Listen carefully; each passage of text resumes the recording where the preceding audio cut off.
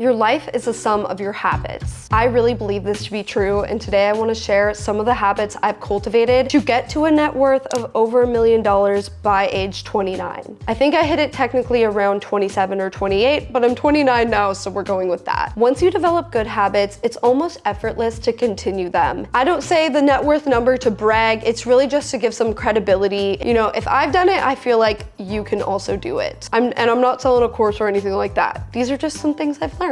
So let's get into it. So the first habit that I really feel has helped me in my journey to becoming a millionaire is aligning the time that I work with the time that I have the most energy. This is a fancy way of saying I wake up early and I work early, because that is when I have the most energy. Every morning, I make my coffee and then I go straight to my laptop and get started working. I don't do a crazy morning routine. I literally, work is the morning routine. I get straight to it. Because for me personally, that is when my mind is fresh and ready to go, and I actually kind of have the most motivation to work. I never schedule calls or appointments in this time. The first 3 hours of the day are dedicated to working, because I know for me, once it hits about 2 p.m., my mind's not as sharp, I'm feeling tired, my work quality is just not as good. I also like the feeling of momentum I get from this. Getting something important done before 9 a.m. just makes me feel better about the day and like I really can get a lot done. But this doesn't necessarily mean that you have to wake up early. Some people are actually very productive and much more creative very late at night. Personally, couldn't be me. I don't want to do shit at night. But if that is when you have the most energy and creativity, just make sure you're blocking out that time for focused work. Really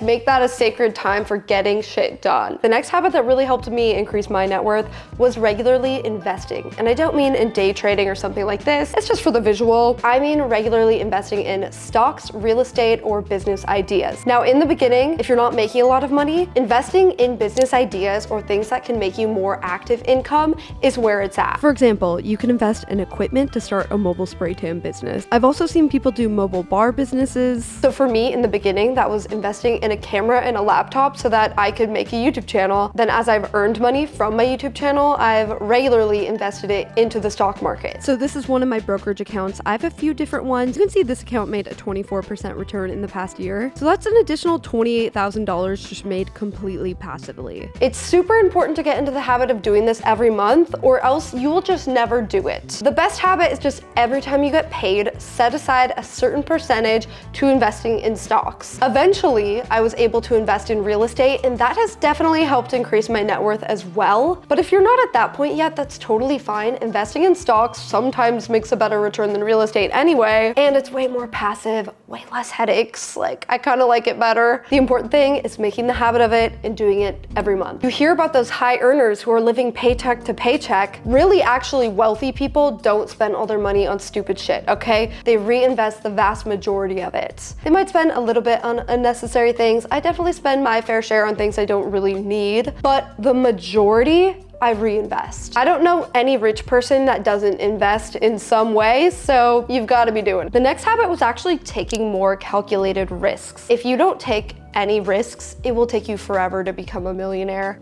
Sure, you can do it slowly, but if you want to do it by my age, you do have to take some risks. But this doesn't mean that you have to do it blindly or at random. Whenever I am considering spending some money or investing into something, I research as much as I can and try and run the numbers. But the fact of the matter is you don't always have all the information. You know, some of it's kind of gate kept. A lot of times you can't find all the information, but I find when I do take a calculated risk, a lot of the time it works out and I end up making much more that would cover the losses from other risks. Even with making YouTube videos, for example, most videos I'm putting some money into. For example, the Smart Suites video that I did, I spent about $1,000 producing that one, and it ended up getting 1 million views and making me $5,000. And I remember being like, I don't know if this video is gonna do well, but I really think it has a good shot, so I'm willing to take the risk. But there are other times where it doesn't work out. This video about the electric boat, it didn't do very well. It only made $217. And I'm pretty sure I paid the videographer that helped me $200. And I spent 25 hours of my own time editing it. Sometimes they don't pay off. But when they do pay off,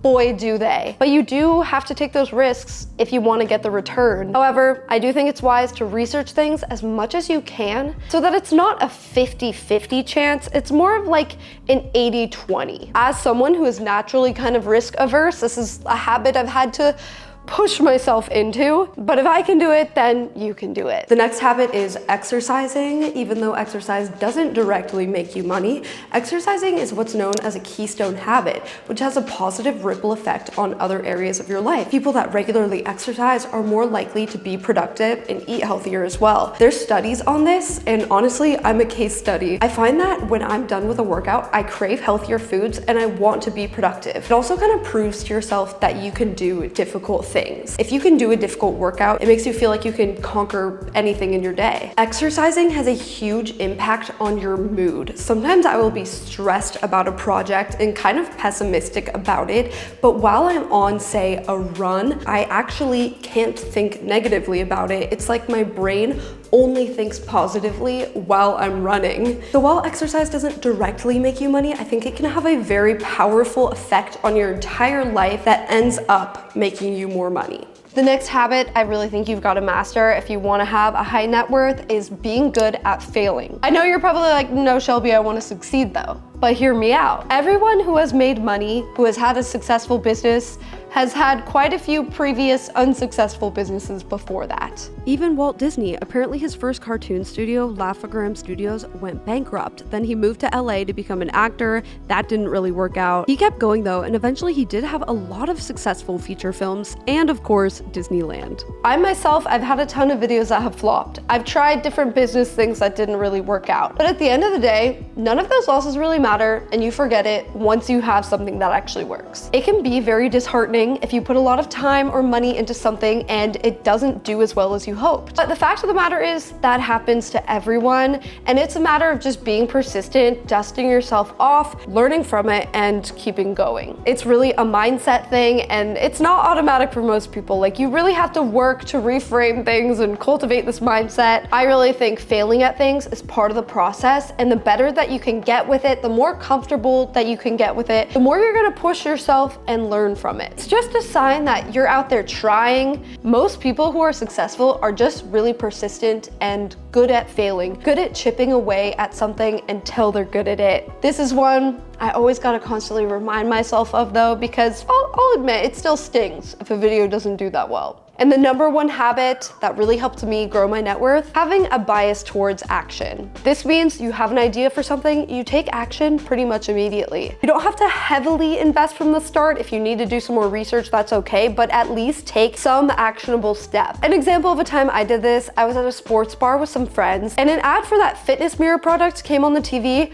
I ordered it immediately. I knew, I was like, this is gonna be a good video. And it actually ended up doing really well. There have been other times where I have a good video idea and I really put off ordering the product or reaching out to the company. Like, I'm telling you, do it immediately. If you think about something for too long, a lot of times you will just talk yourself out of it. If you're thinking about starting a YouTube channel, make the account today. Record something today. You don't have to go out and buy expensive equipment today, but you can get started today. Whatever it is, just having that bias towards action, I think, is so important, and it just gives you more chances of being successful at something. You know, anytime I'm starting to procrastinate something, I'll just do the 5-minute rule. I'll set a 5-minute timer, tell myself I'm just gonna do the thing for 5 minutes. Almost every time I end up doing it for a lot longer, and I end up feeling so good about the fact that I got started. You have some momentum now, and it's easy to keep going. It's really motivating the next day to pick up. So those are 6 habits that I've cultivated to get to that millionaire net worth status. It's not like it happened overnight. Obviously, I've been doing YouTube for like 15 years.